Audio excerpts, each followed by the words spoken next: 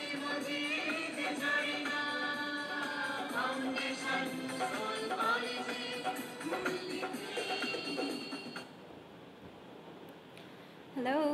morning everyone. How are you all? I think all of you are good and safe. So, অনেকদিন পর আজ আবার চলে আসলাম তোমাদের একটি ক্লাস নেওয়ার জন্য. So, at first I would like to introduce myself. This is Maria Akhtar and Department English, and today I'll take a class for class 4. So, এর আগে হচ্ছে ক্লাস নিয়েছিলাম. আশা করছি তোমরা খুব ভালোভাবে মিড সেমিস্টার পরীক্ষাটা অ্যাটেন্ড করেছো. সো এরপরে হচ্ছে তোমাদের ফার্স্ট ফাইনাল সেমিস্টার পরীক্ষা, অ্যান্ড ক্লাসগুলো খুবই ইম্পর্টেন্ট. বিশেষ করে আজকের ক্লাসটা খুবই ইম্পর্টেন্ট আমি বলবো. খুব মনোযোগ সহকারে ক্লাসটা শুনবে এবং হচ্ছে যে চ্যাপ্টার আজকে আমি পড়াবো, যে ইউনিট পড়াবো, অবশ্যই সেই চ্যাপ্টার সেই ইউনিটটা আজকে খুলে বসবে অ্যান্ড সামনে খাতা কলম রাখবে. সামনে তোমাদের ফাইনাল পরীক্ষা, যেহেতু প্রিপারেশানটা কিন্তু আরেক ধাপ আগাতে হবে. আগে যেরকম প্রিপারেশান নিয়েছো, এখন প্রিপারেশানটা একটু তার থেকে একটু ডেভেলপ করতে হবে. সো চলো আজকের ক্লাসে আমরা চলে যাই. So today I will discuss about unit 14, lesson 1 to 2, and the topic name is Mita's Day, and then রয়েছে unit 14, lesson 3 to 4, and the topic name is My Day.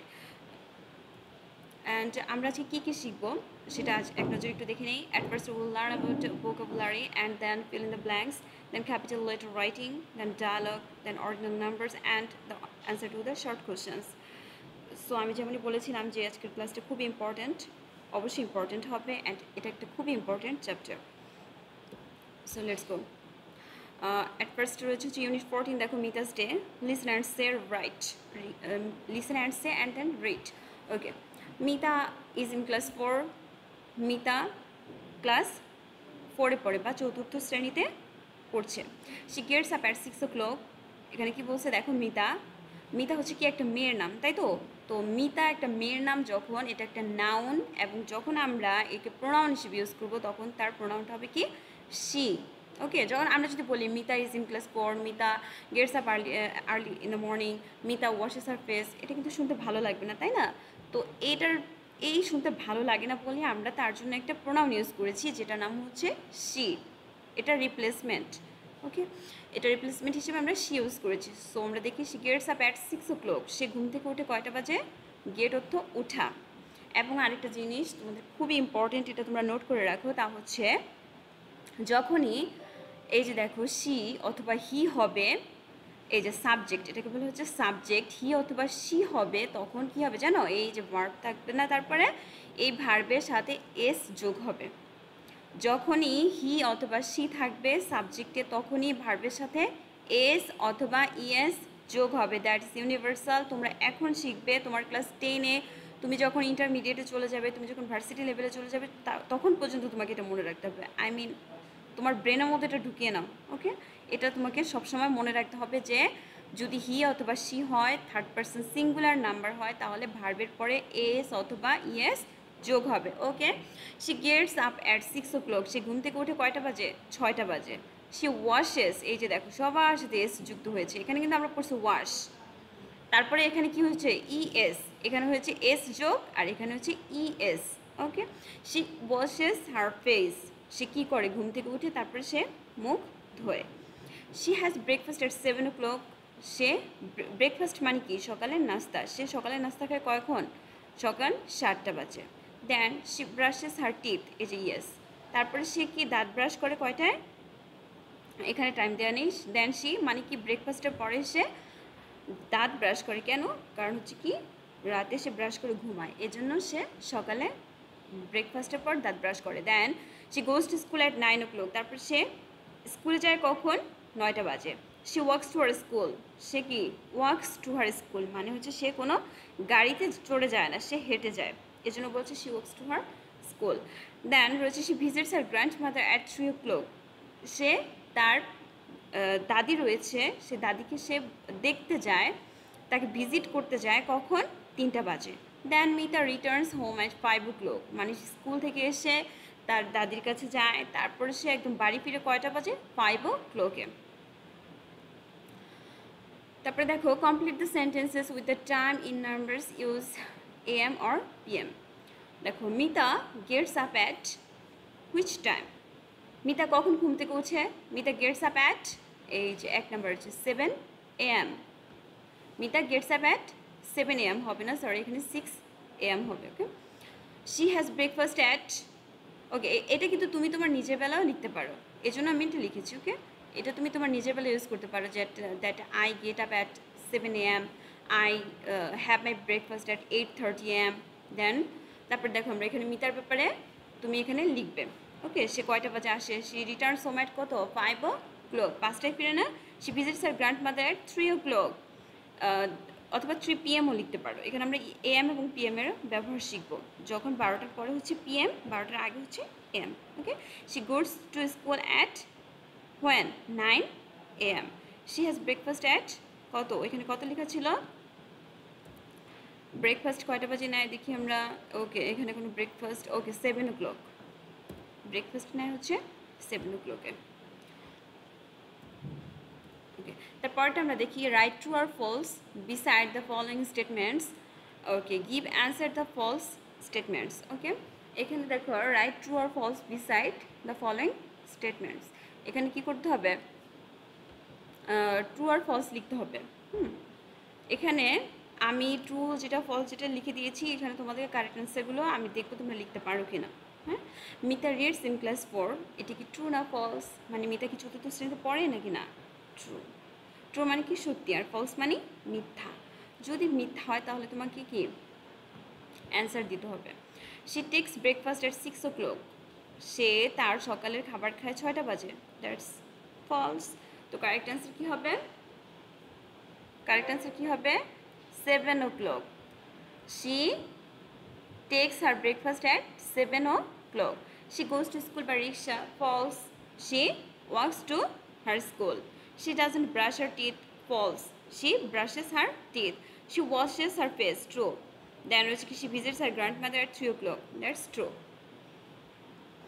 তোমরা এগুলো বাসায় যে আমি যে দিলাম না, এগুলো হচ্ছে খাতায় এখনই তুলবে, খাতায় তুলে এগুলোকে যেটা ট্রু ফলস হবে সাথে সাথে লিখে ফেলবে। তারপর হচ্ছে দেখো অ্যান্সার দ্য ফলোয়িং কোশ্চেন্স, এখানে হচ্ছে এগুলো শর্ট কোশ্চেনগুলো তোমাদের থাকবে। এখানে রয়েছে দেখো a number, when does Mita take her breakfast, এখানে তোমাকে কোশ্চেন করেছি when does Mita takes her breakfast, এখানে তোমাকে অ্যান্সার লিখতে হবে Mita takes her breakfast at 7 o'clock। Mita takes her breakfast at 7 o'clock, Mita তার খাবার খায় কখন, সকাল 7টায়। When does she get up, she gets up at 6 o'clock, মানে সে ঘুম থেকে উঠে কখন, she gets up at 6 o'clock। Whom does she visit, whom মানে কি, হুম মানে হচ্ছে কে, কাকে, হুম মানে কাকে, WHOM, হুম মানে কাকে, হুম ডাজ শি ভিজিট, সে কাকে ভিজিট করে, পরিদর্শন করে।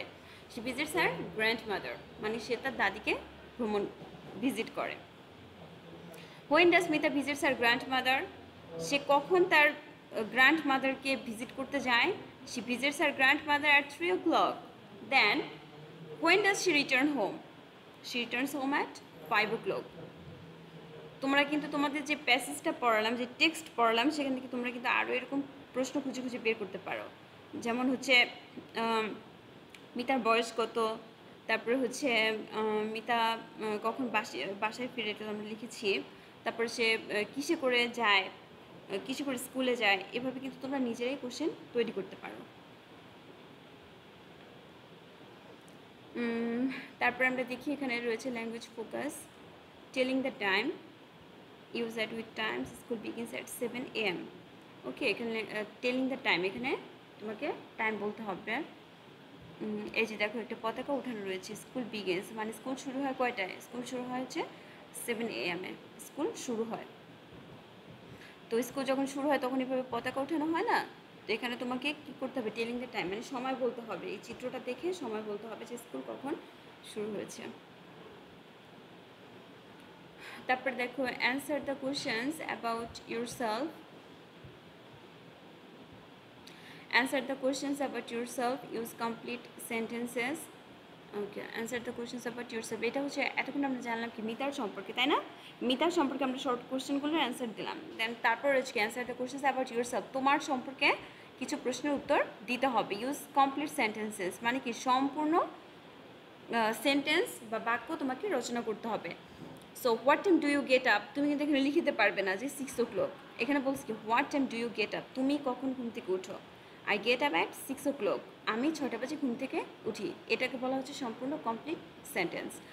When do you have breakfast, তুমি কখন ব্রেকফাস্ট গ্রহণ করো, কখন ব্রেকফাস্ট করো। I have my breakfast at 8 o'clock, আমি 8টা বাজে আমার ব্রেকফাস্ট নিই।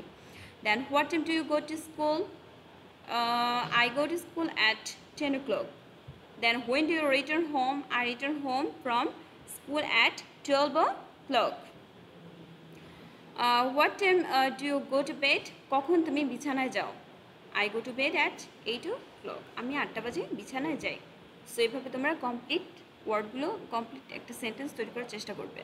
আর যদি পরীক্ষার খাতায় শুধুমাত্র 10, 6, 8 এগুলো লিখে রাখো তাহলে কেটে দিবে।